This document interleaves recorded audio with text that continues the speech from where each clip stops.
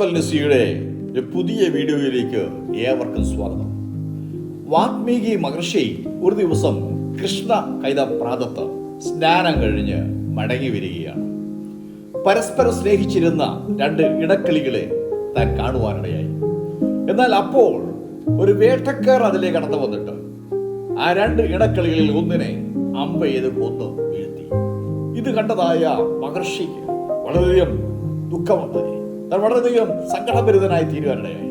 താൻ ആ വേട്ടക്കാരനെ നേരെ വിരൽ ചൂണ്ടിക്കൊണ്ട് പറഞ്ഞു, മാ നിഷാദ, അരുത് വേട്ടക്കാര, അരുത് കാട്ടാള എന്ന് താൻ അവരെ ആക്രോശിപ്പാനിടയായി.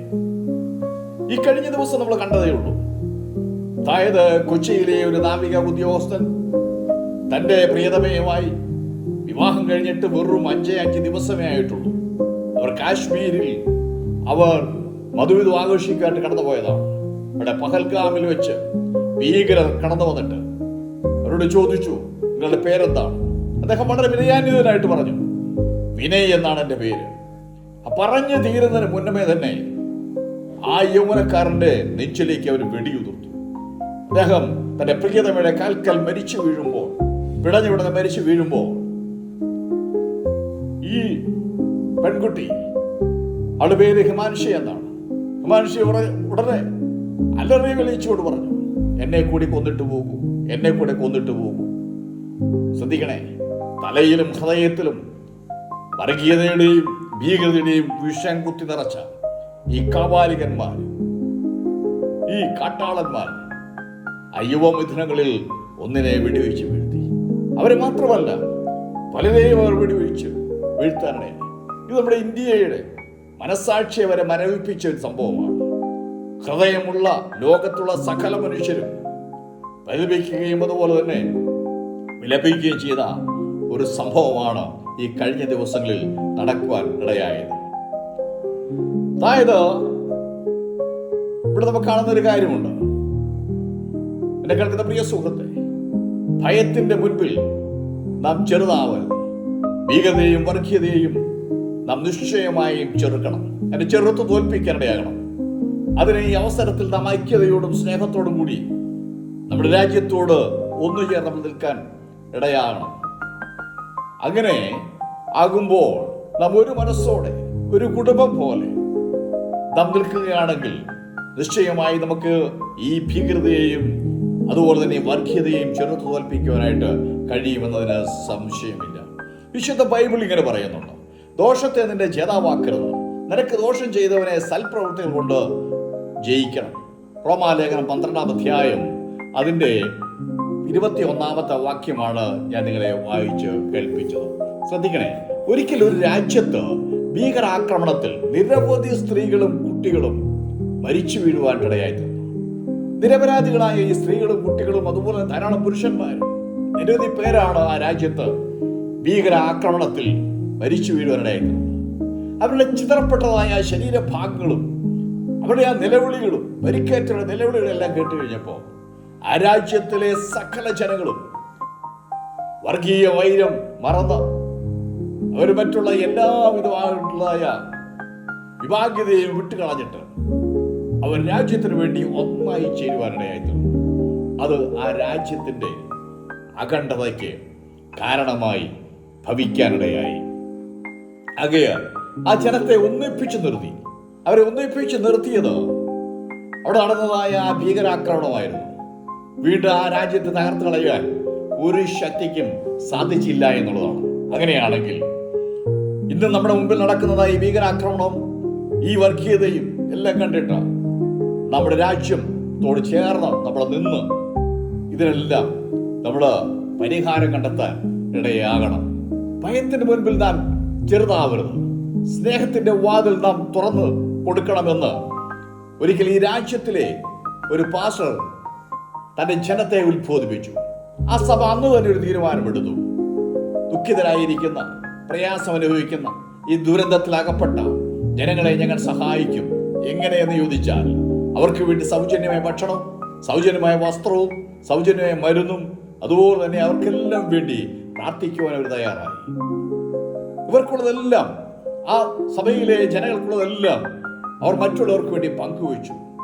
അങ്ങനെ ആ രാജ്യത്തെ എല്ലാവരും കൂടെ ഒത്തുചേർന്ന് ആ രാജ്യത്തെ വീണ്ടും അവർ സന്തോഷത്തിന്റെ സമാധാനത്തിന്റെ രാജ്യമായിട്ട് കെട്ടിപ്പടുക്കുവാനിടയായി തീർന്നുവെങ്കിൽ നിശ്ചയമായും നമുക്കും സാധിക്കും. ശ്രദ്ധിക്കണേ, സ്നേഹവും ഐക്യവും അതിശക്തമാണെന്ന് ഈ ലോകത്തിൽ നമുക്ക് കാണിച്ചു കൊടുക്കുവാനിടയായി തീരും. ഇവിടെ നമ്മൾ കാണുന്നത് തങ്ങളെ ഉപദ്രവിക്കുന്നവരെ ഉപദ്രവിക്കണമെന്നാണ് ലോകം വിളിച്ചു പറയുന്നത്. ഞങ്ങളെ ഇങ്ങോട്ട് ഉപദ്രവിച്ച് ഞങ്ങൾ അങ്ങോട്ട് ഉപദ്രവിക്കും, അതുകൊണ്ട് സമാധാനം ഉണ്ടാകുമെന്ന് തോന്നുന്നില്ല. ശ്രദ്ധിച്ചേ, ഉൽപ്പത്തി പുസ്തകം 4-ാം അധ്യായം 23-ാം വാക്യത്തിൽ ലാമേക്ക് പറയുന്നതും ഇതുപോലെ തന്നെയാണ്. എന്താ പറയുന്നറിയാമോ? ലാമേക്ക് പറയുകയാണ്, എന്റെ മുറിവുകൾക്ക് പകരം ഞാൻ ഒരു പുരുഷനെയും എന്റെ പരിക്കുകൾക്ക് പകരം ഞാൻ ഒരു യുവാവിനെയും കൊല്ലും. എന്ന് പറഞ്ഞാൽ എന്നെ ഉപദ്രവിച്ചാൽ ഞാൻ വെറുതെ ഇരിക്കുകയില്ല, എന്നെ ഉപദ്രവിച്ചാൽ ഞാൻ അതിന്റെ 10 ഇരട്ടി പകരം ചെയ്യും. ഇവിടെ പറഞ്ഞത്, എനിക്ക് മുറിവേറ്റിട്ടുണ്ടെങ്കിൽ ഞാൻ പുരുഷനെ കൊല്ലും, എനിക്ക് പരിക്കേറ്റിട്ടുണ്ട് അതുകൊണ്ട് ഞാൻ യുവാവിനെ കൊല്ലും. പരിക്കേറ്റതിനെ പരിക്കേൽപ്പിക്കുമെന്നല്ല പറഞ്ഞത്, അതിനേക്കാൾ 10 ഇരട്ടി. ഇത് തന്നെയാണ് ഇന്ന് സംഭവിക്കുന്ന കാര്യങ്ങൾ. അതുകൊണ്ട് സമാധാനം ഉണ്ടാകുമോ, സന്തോഷം ഉണ്ടാകുമോ? ഒരിക്കലും അങ്ങനെ ഉണ്ടാകാനായിട്ട് പോകുന്നില്ല. എന്നാൽ കർത്താവായ യേശുക്രിസ്തു പറഞ്ഞത് ശ്രദ്ധിക്കുക. മത്തായിയുടെ സുവിശേഷം 5-ാം അധ്യായം 39-ാം വാക്യത്തിൽ, ഞാനോ നിങ്ങളോട് പറയുന്നത്, ദുഷ്ടനോട് എതിർക്കരുത്, നിന്റെ വലത്തെ ചെകിട്ടത്ത് അടിക്കുന്നവന് ഇടത്തെ ചെകിട് കൂടി കാണിച്ചു കൊടുക്കണം. അതെ, നാം തിന്മയോട് തോൽക്കരുത്. പ്രിയമുള്ള സഹോദരന്മാരെ, സഹോദരിമാരെ, മാതാപിതാക്കന്മാരെ, നാം തിന്മയോട് തോൽക്കരുത്. നന്മയാൽ നാം തിന്മയെ ജയിച്ചുകൊണ്ടേയിരിക്കുന്നവരായിരിക്കണമെന്നാണ് കർത്താവായ യേശു ക്രിസ്തു പഠിപ്പിച്ചത്. തിന്മയെ പ്രതികാരം കൊണ്ടല്ല, നന്മ കൊണ്ട് ജയിക്കണം. ശ്രദ്ധിക്കണേ, തിന്മയെ പ്രതികാരം കൊണ്ടല്ല, നന്മ കൊണ്ട് ജയിക്കണം. അതൊരു ഉത്തമ ഉദാഹരണമാണ് നമ്മുടെ രാഷ്ട്രപിതാവായ മഹാത്മാഗാന്ധിജി. വെള്ളക്കാരത്ത് എത്രയെല്ലാം ഉപദ്രവിച്ചാലും, എന്തെല്ലാം നശിപ്പിച്ചാലും, എന്തെല്ലാം പ്രതികാര നടപടികൾ അവർ സ്വീകരിച്ചാലും, അഹിംസയുടെ മാർഗത്തിലൂടെയാണ് നാം ഇന്ന് അനുഭവിക്കുന്നതായ ഈ സമാധാനവും ഈ സ്വാതന്ത്ര്യവും നമ്മുടെ മഹാത്മാഗാന്ധി, നമ്മുടെ രാഷ്ട്രപിതാവ് നമുക്ക് നേടിത്തന്നത് എന്നുള്ള കാര്യം മറന്നു പോകരുത്. ആകയാൽ നമുക്ക് ഈ നാളുകളിൽ ഭയത്തിന്റെ മുമ്പിൽ ചെറുതാവാതെ, അല്ലെങ്കിൽ തിന്മയ്ക്ക് പകരം തിന്മ ചെയ്യാതെ, നമുക്കും ഈ നാളുകളിൽ ഒരുമിച്ച് നമുക്ക് നല്ല രാഷ്ട്രം കെട്ടിപ്പടുക്കുവാൻ, നമ്മുടെ രാജ്യത്തിന്റെ നിയമങ്ങളും അതും അനുസരിച്ചിട്ട് നമുക്ക് അവരോട് ചേർന്ന് നിൽക്കാം, രാജ്യത്ത് ചേർന്ന് നിൽക്കാം, ഐക്യതയിലും സ്നേഹത്തിലും ഒന്നാകാം, ഒരു കുടുംബം പോലെ വർദ്ധിക്കാനായിട്ട് നമുക്ക് ഇടയാകട്ടെ.